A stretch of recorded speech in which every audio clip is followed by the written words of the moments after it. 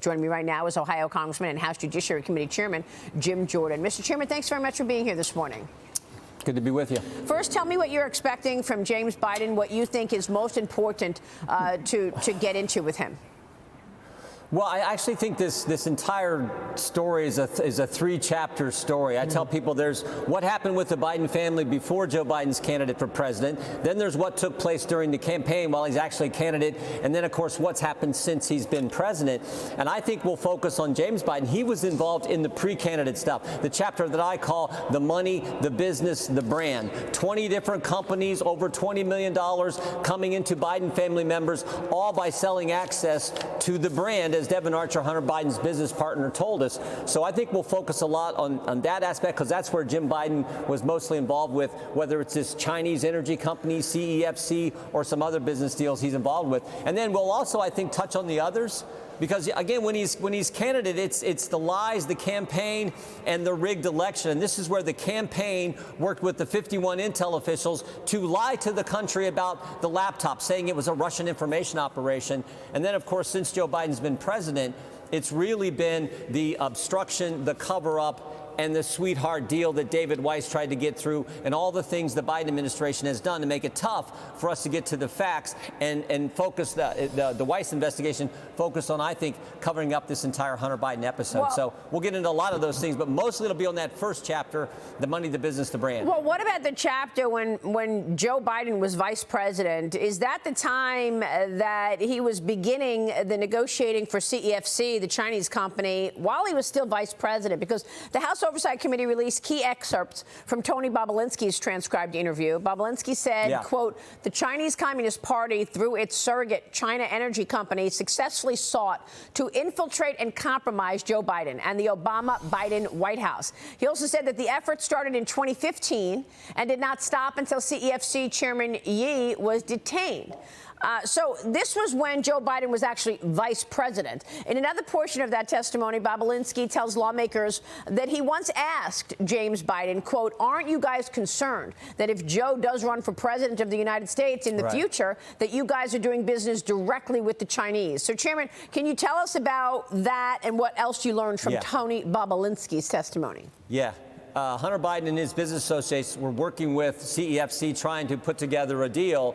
It didn't actually get put together until after Joe Biden leaves the vice presidency, but it was shortly thereafter. And frankly, the deal didn't get sealed. The agreement didn't get finalized until Joe Biden shows up at the lunch at the Four Seasons and does a quick drop-by, but he presents to the entire group. And then a few weeks later, Hunter Biden gets $3 million sent to him from CEFC. So Joe Biden was involved, I think, in closing the deal. And that's exactly what Tony Bobolinsky testified to last week when we had him in for a deposition. Well, I want you to tell me a little about the strategy they used for CEFC in terms of getting paid, because there is a very detailed article in Politico about how James Biden used his name, his family name, Biden, to promote AmeriCorps, get money from AmeriCorps, and then the company collapsed. But in this article, it goes through how they set up the structure, that he wanted to give his brother equity in AmeriCorps, that he wanted to install his brother perhaps on the board, or he was going to be on the board.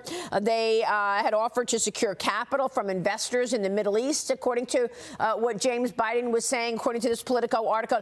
Did they use the same structure in terms of what they wanted out of CEFC as they did with AmeriCorps? Yeah, it sure seems similar, because remember, there's this now somewhat famous email from James Gilliar to Hunter Biden and copied some of his business partners. And in that email, they talk about how the percentages are going to be broken down for this deal with CEFC. And it's 20% for Hunter Biden, 20% for Gilliard, 20% for Rob Walker, 20% for Hunter Biden. And then it talks about money for Jim Biden and 10% held by Hunter Biden for Joe Biden. So it looks like the same kind of similar strategy. For the big guy, right. And, you know, everyone, it was funny, Rob Walker, when we deposed him, we asked him, who's the big guy? Oh, I don't know who that is. But everyone knows who the big guy is, for goodness sake. So it looks like it was a similar thing that they were trying to do with AmeriCorps like they were trying to do with CEFC. Turns out both of them actually fell through and didn't work, even though the Bidens did get some money from both entities. I believe Tony Bobolinsky confirmed to you that Joe Biden was the big guy. Yeah, he sure did. Yeah, He did. And anyone with common sense can see the email and knows what that references.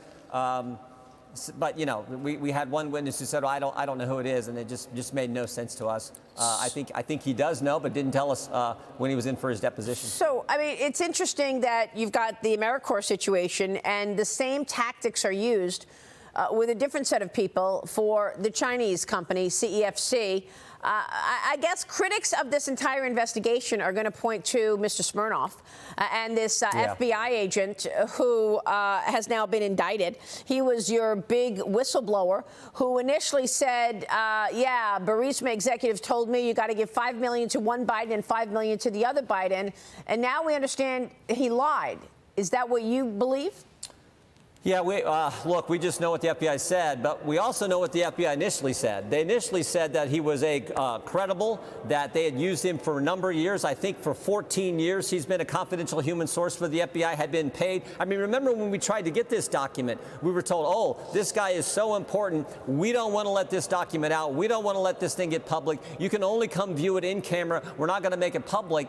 And now we find out that they've indicted the guy. I think it's interesting.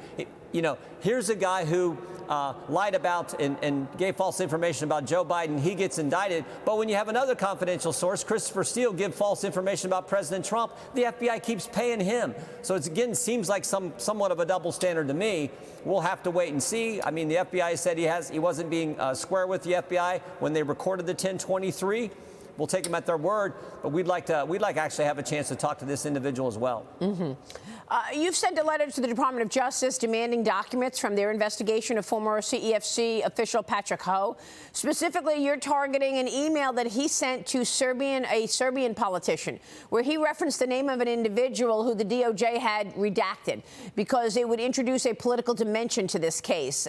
You're also hoping to set up an interview with the Deputy Assistant to the President, Amos Hochstein, planning to ask about his work with a lobbying firm that Hunter Biden recommended to Burisma. Tell us about that, Mr. Chairman.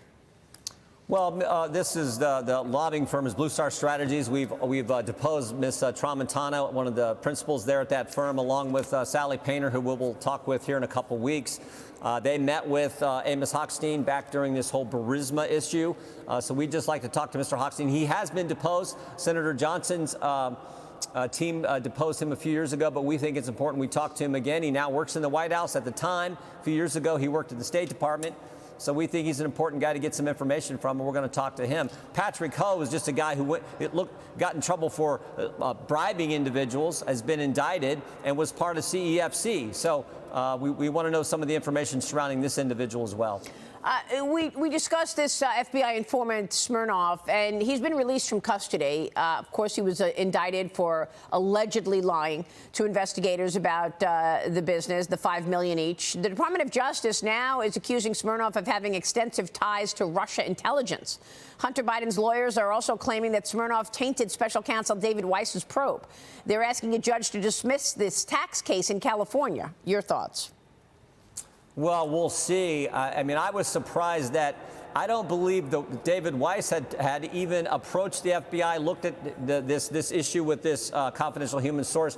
I'm not sure he had done that until he's named special counsel. They've had this investigation going for 4.5, 5 years, so we'll have to see how that all shakes out. What I do know is, again, with Christopher Steele, who gives false information about President Trump to the FBI, he continues to get paid. With this Smirnoff guy, he gives false information to the FBI about the Bidens, and he gets indicted. Doesn't seem to me to be the same standard. But again, we'll have to wait and see. Mr. Chairman, do you want to just detail for us what you believe is the most egregious here, and what is the evidence that you feel that Joe Biden, in fact, did participate in all of this? I mean, it seems pretty obvious, but you still have the Democrats, including Democrats in Congress, your colleagues, who say there's nothing here, particularly after the Smirnoff indictment. The Smirnoff indictment doesn't change 4 fundamental facts relative to Burisma. Hunter Biden gets put on the board, gets paid a lot of money, $1 million a year. Fact 2, Hunter Biden's not qualified to be on the board.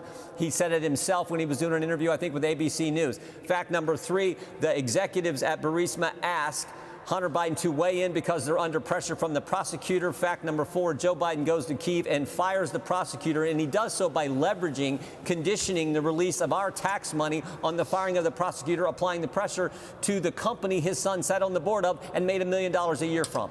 Those are facts that do not change, and it's a tale as old as time. You got a politician who does certain things, those actions benefit his family financially, and then there's an effort to cover it up, and that's what we've been working on this Congress, particularly the Judiciary Committee, what we believe is the cover-up, the sweep it under the rug investigation that David Weiss was running, and we know that's the case because he tried to get the sweetheart deal past the judge, Judge Norika, and she said no to it. She said she'd never seen anything like this.